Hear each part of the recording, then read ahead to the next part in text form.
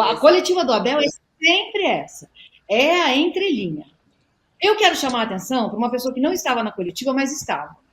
A Leila Pereira. A Leila Pereira, ao dar a entrevista que ela deu para o Redação Sport TV e chamar tudo para ela, exatamente como ela fez depois do jogo do Boca, ela está dando ao Abel a condição de ser o tira bom da história. O policial bom. Vai lá, Abel, brilha. Vai lá, Abel, faz o seu. Vai lá, Abel, vamos ser campeões de novo.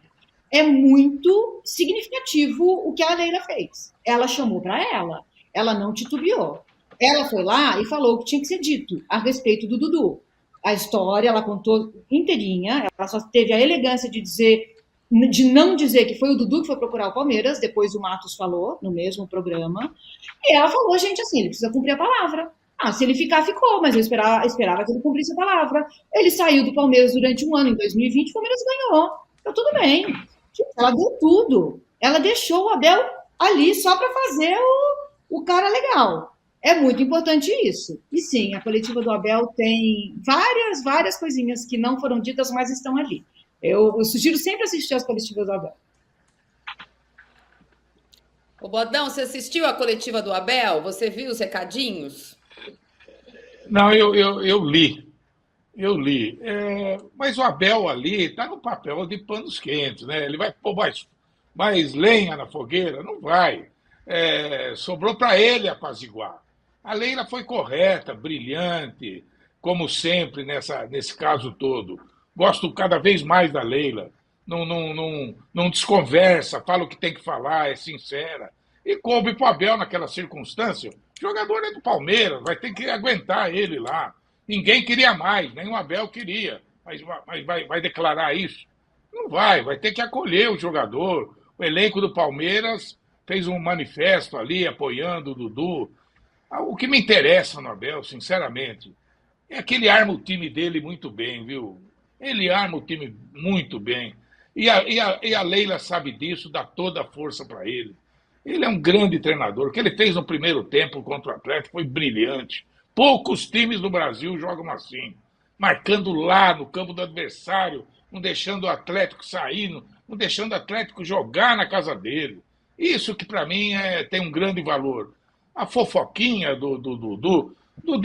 O Dudu sentiu que precisava resolver o problema no Cruzeiro, ficou com medo e pulou fora. E voltou. Tem 2 anos, 1 ano e meio de contrato ainda. Cabe ao Abel fazer o papel de mediar essa situação. Não vejo nenhum crime nisso. A Leila entregou para ele esse papel. E é papel dele. É papel dele mesmo, harmonizar a situação ali. Acho que não vai ter problema nenhum. O Dudu vai ficar lá, vai entrar de vez em quando. Tomara que ele volte e jogue bola, o que ninguém sabe se vai acontecer, né? Ó, a gente tem o Bruno que mandou um superchat aqui, dizendo que a pergunta que ele menos gostou na coletiva, e é verdade, a gente vai pôr um pedacinho aqui, não sei se é exatamente esse pedaço para o Bodão poder ver. A pergunta que ele menos gostou de vocês da imprensa foi do Paulo Massini, agora também meu colega aqui no UOL. Paulo Massini, ele é mais palmeirense que o Palmeiras, viu, Abel? Ele não é anti, não. Põe aí o Abel.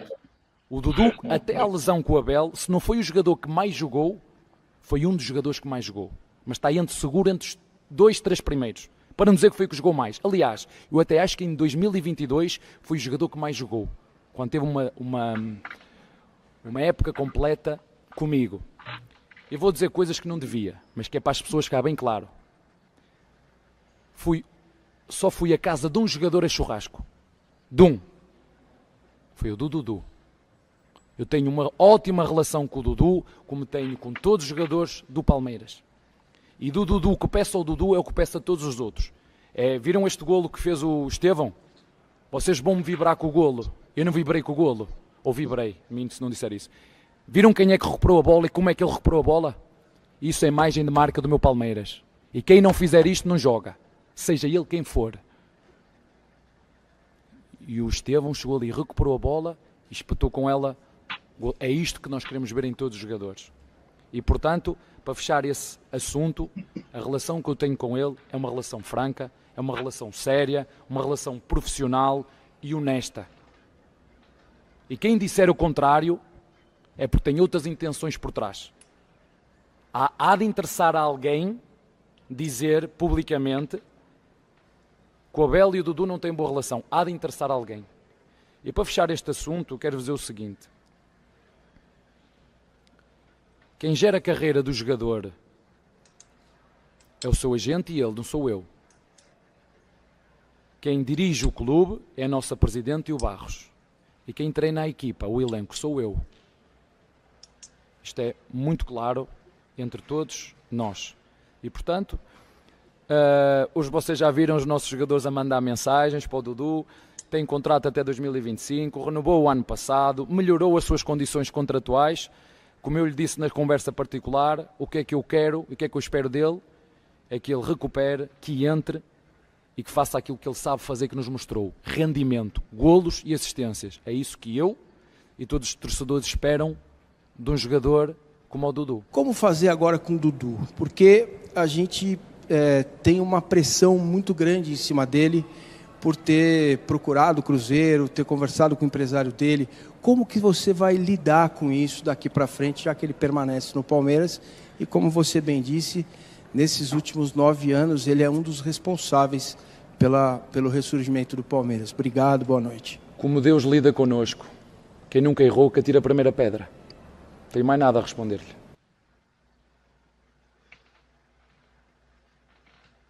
Eu acho que tem uma coisa aí, Marília, que é do Paulo Massini, só para pontuar aqui, já que eu falei do Paulo Massini antes, essa voz aveludada a quem o Abel desejou conversas com Deus é de Paulo Massini. Tem uma coisa que o Abel tem todo interesse nesse momento, que é que o Dudu seja útil ao Palmeiras. Porque o Estevão saiu machucado ontem. Teve mais 1 ou 2 jogadores que se machucaram ontem.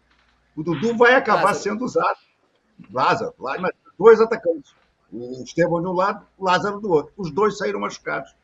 Então o Dudu vai jogar. Eu não tenho a menor dúvida que o Dudu vai jogar. A minha dúvida, o meu ponto de interrogação, é se o Dudu, aos 32 anos, depois de vir de uma contusão, de uma cirurgia de ligamento cruzado, que a gente sabe que é uma cirurgia complicada, se ele vai conseguir ter desempenho à altura do que o Abel espera. Não vai dar para comparar o desempenho do Dudu com o Estevão, que é um moleque de 17 anos que corre que nem coelho de desenho animado. O próprio Lázaro é um garoto, tem um fôlego brutal. Eles vão lá, brigam, recuperam a bola e correm para o ataque. O Dudu não vai ter mais esse fôlego. Mas se o Abel precisar, de alguma maneira ele ainda vai ser útil, óbvio que vai.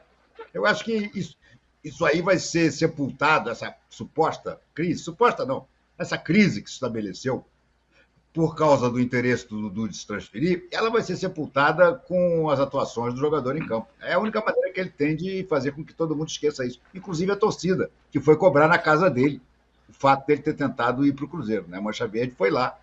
Agora, o curioso é que a Mancha Verde contou coisas, né, que o Dudu teria dito do Abel, que o Dudu não falou depois. Né?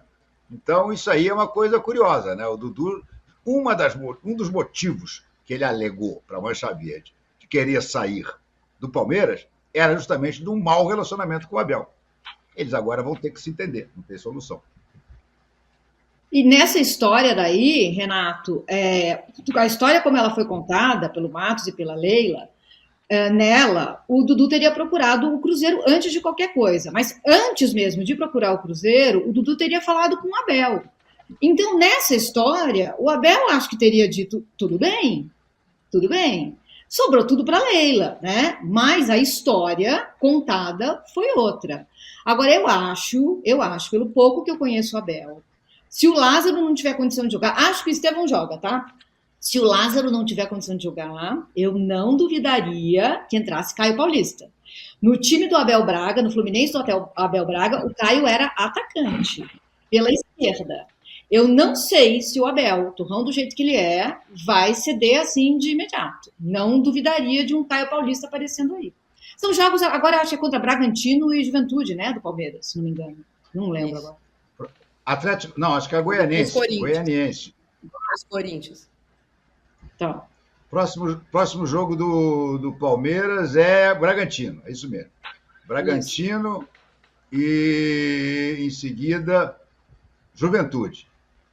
Tá pegando uma tabela que não. E depois Corinthians. Não é uma tabela tão complicada. Muito bem.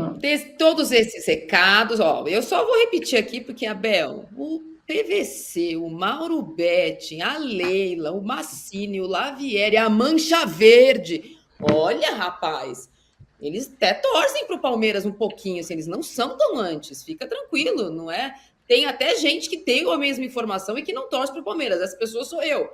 Mas se você quiser ouvir só a imprensa verde, tem bastante gente que deu essa informação. Inclusive o presidente da Mancha, para boa parte da imprensa, para dizer como tinha sido a conversa com o Dudu. Então, eu acho que você está jogando pedra na caixinha errada.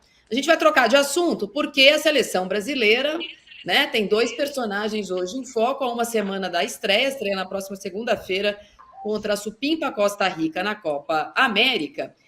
Hoje teve entrevista do Éder Militão, que é foco de uma das críticas ao trabalho do Dorival, que é o sistema defensivo. O Brasil do Dorival tomou gols em todas as partidas, inclusive tomando empate, né? Mesmo com vitórias no final, o Brasil tomou gols com o Abel.